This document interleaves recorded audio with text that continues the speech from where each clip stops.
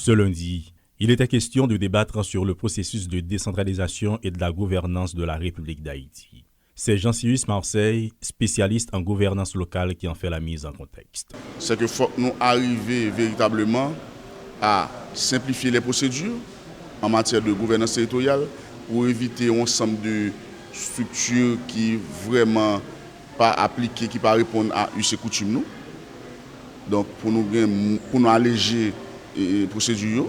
Et deuxièmement, nous montrer nécessité pour nous parler de décentralisation, de déconcentration, pour l'État central lui-même, lui fort, parce que si l'État central n'est pas fort, il n'est pas capable de parler de décentralisation et de déconcentration, parce que il y a un prérequis à la décentralisation, c'est la déconcentration. Chaque débat est une opportunité de toucher du doigt les irritants repérés dans l'avant-projet de nouvelle constitution.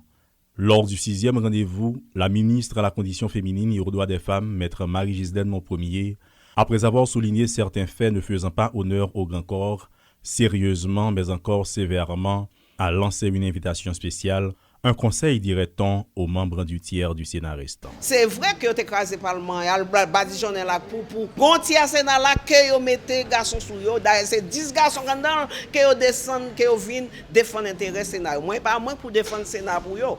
Venez avec Chita, avec IA pour défendre et montrer à la population que c'est important. Parce que c'est après sondage, il y a 3 sondages qui font que la population dit pas le Sénat parce que tu as le badigeonné là pour c'est pas moi qui te dis.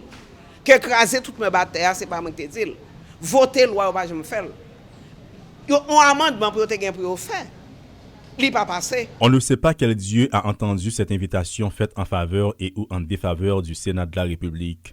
Mais en marge du 7e débat sur l'avant-projet de la nouvelle loi mère, l'un des membres du comité consultatif a réagi.